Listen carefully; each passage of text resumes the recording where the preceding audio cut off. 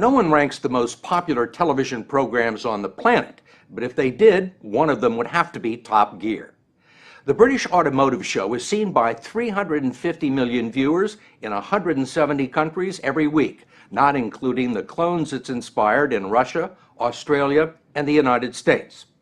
The original, which airs here on BBC America, is ostensibly about cars, but as we first reported last fall, it's really about the adventures of three clever middle-aged blokes who travel the world conducting all sorts of elaborate competitions, races, and challenges that push the boundaries of television and automotive acceptability. Part reality show, part buddy movie, part Monty Python. With spin-offs and merchandising, Top Gear is a billion-dollar global goldmine for the BBC, the same people who brought you I, Claudius. But you're not likely to confuse the two after you've seen this story. The story will continue in a moment.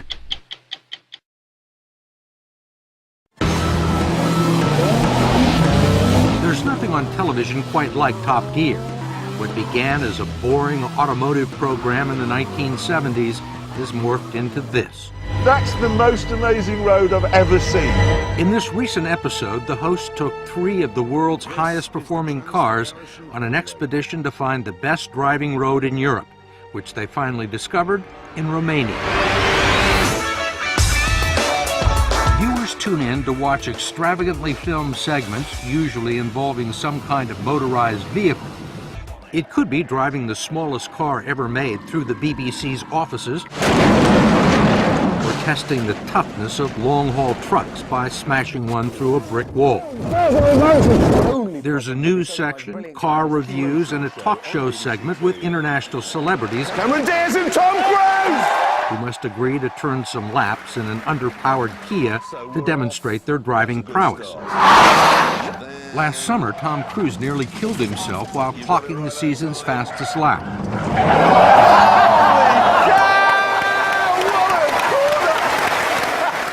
We asked the executive producer, Andy Willman, to try and define the show's appeal. It's a journey into the male mind, which I believe is a really potentially very funny place, because, let's face it, nothing happens there. The show's popularity has turned a trio of aging automotive journalists with schoolboy senses of humor into worldwide television stars. Now, I like the idea that us three are arbiters of taste. Yes, we are. First among equals is Jeremy Clarkson, a big, bombastic, chain-smoking newspaper columnist who is one of the best-known commentators in the UK. His subversive personality sets the tone and drives the action. I mean, you said some pretty outrageous things. All BMWs are driven by people who are psychologically unfit to drive anything more powerful than an electric razor. Yeah, that certainly was the case. I would change that to Audis now, but it was the case with BMW. You need to look at why did that person buy a BMW? There's something about the image of the car that appeals to them. They are what my son calls winners. They like to win. I don't want to go to squash, I want to win. And there's no sense of, well, it was a good game. I want to win, and I'm going to be cross if I lost. There's always that BMW thing. What makes a good car for you? Soul. Soul, definitely soul. Something that you just think, wow, there's something about this thing. It's talking to me. It's unbelievable. Clarkson's regular foil is James May, a connoisseur of cars and superior engineering. What's the fastest you've ever driven in a car? 259.2 miles per hour. What kind of a car? Bugatti Veyron Supersports. That was only last week. Despite this achievement, his colleagues call him Captain Slow for his pedantic, professorial bearing and absent-minded behavior. A running joke has them running into the back of whatever car he's driving. Sorry! Richard Hammond is the shortest and the youngest of the lot. He's called the Hamster. He's the only one who bothers to whiten his teeth, dress stylishly, or feign sincerity when trying to explain the show. Effectively, it's three middle-aged-ish men exploring their passion for cars and how cars matter to other people. This all-male lineup strikes some as subliminally sexist, yet somehow Top Gear manages to attract a huge family audience that is 40% female. Women can look at us and go, and they can look at their partner who's got the Fritos and the drinks and a massive stomach, and they can go, "You're not so bad." Broadly speaking, the show uses cars and the people who drive them to comment on contemporary society. Take those slow-moving, road-hogging campers, which the British call caravans. Over the years, they've turned the destruction of them into an art form. I know in America it's a big deal, camping, but here, really, camping is just the end of the world, because it always rains, and I can't see why that's a holiday.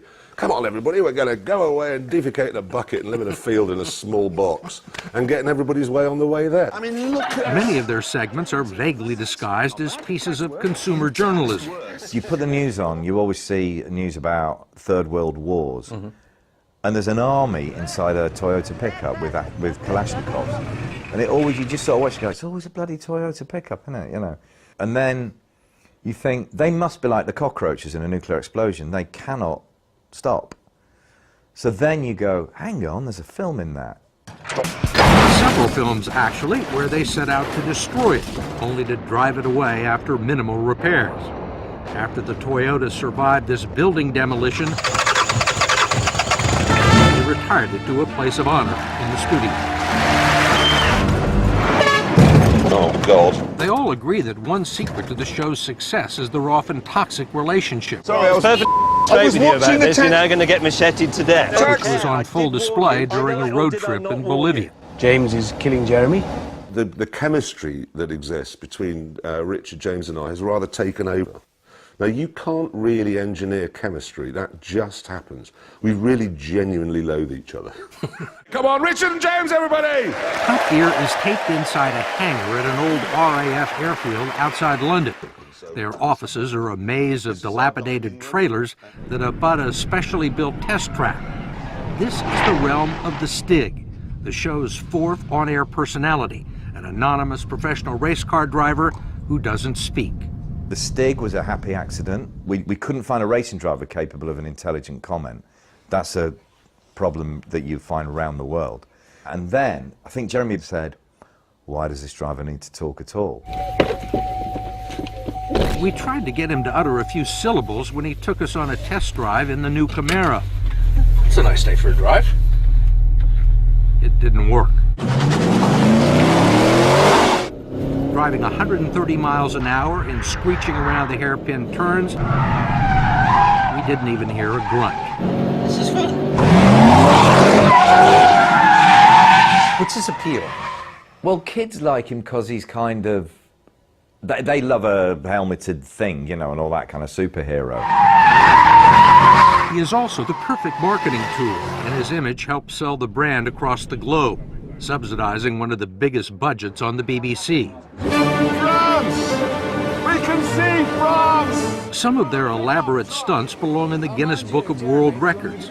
They successfully crossed the English Channel in a Nissan pickup truck they converted into an amphibious car. They raced across the spine of Africa in junk heaps they bought on the local economy in Botswana. Yes! But one adventure stands above the rest. The absolute best thing we've done, North Pole, probably. No one else is going to do it, that's why. Let's go to the pole! Go! In a race to the top of the world, Hammond ran alongside a dog sled, while Clarkson, May, and the camera crew made the trip in a specially equipped 2-ton truck.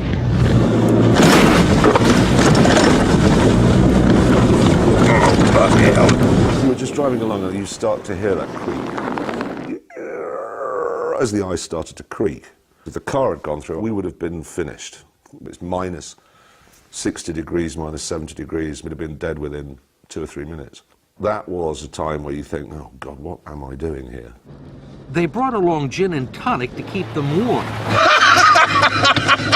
You've got gin! And ended up taking a lot of heat for drinking while driving. Well, you see, that's the thing. You use the word driving, but technically it's actually a frozen ocean, so it's sailing.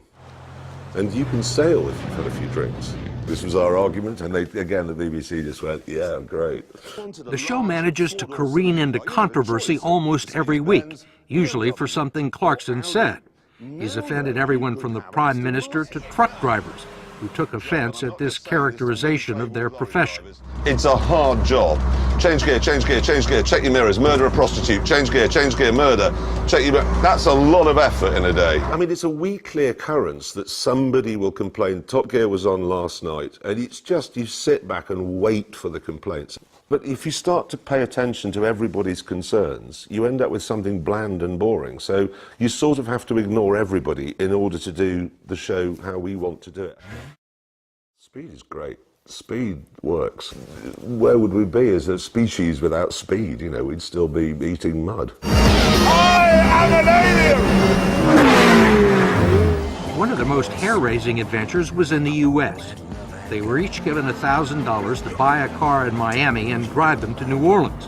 When they reached the Gulf Coast, the producers gave them a special challenge. Okay, it says here we must not be shot or arrested as we drive across the proud state of Alabama, but that we will get bonus points if we can get one of the others shot or arrested. Clarkson came up with the idea of painting slogans on each other's cars that were designed to test the limits of Southern hospitality. So I was saying, well, what would really wind them up?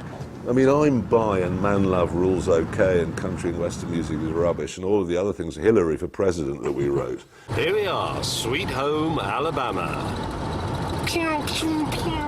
We stopped at a gas station and a woman came out walking towards me and Jeremy. Now, are y'all gay looking to see how long it takes to get beat up in a hick town?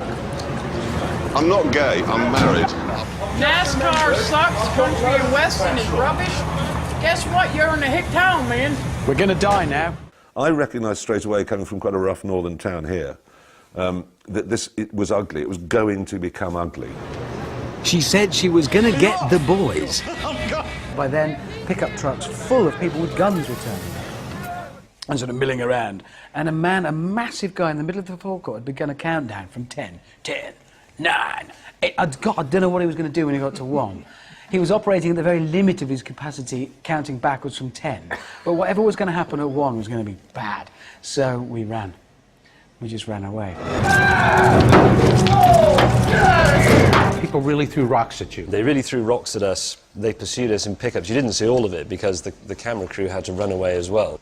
And, yeah, actually that's the most frightening and dangerous thing we've ever done. I did fear for my life slightly. Holy crap! But the episode that had the critics screaming for its cancellation put Richard Hammond behind the wheel of a vampire jet car going 300 miles an hour. Then a tire blew.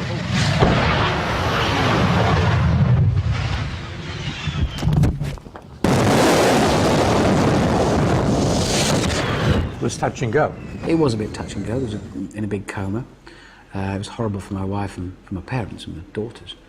There was briefly a call for Top Gear must end, but that very quickly died away because I don't think there was the appetite for it from the public. Hammond eventually recovered and returned to the show 4 months later to talk about the accident. I think it was very important that we said to the world, if it can go that wrong, even in our silly, glossy television world, then it can go wrong in the real world. But despite the obvious risks to life and limb, they've all elected to carry on. We've had this arrangement so that you'd have to announce it on the following week. This week, unfortunately, James May was killed making that item. And then you'd have to pause momentarily, but the next word, and we've all agreed on this, should be anyway. So you go, James May was killed there making that item. Anyway, the new Ford, and just move it along. So it's basically, he came, he made some noise, and now he's been killed, a bit like a housefly or a rock drummer. They just come, they make noise, and they die. And we'll do the same thing, and then we'll find somebody else who's either slow and pedantic, short and irritating, or big and bombastic to come and fill our shoes.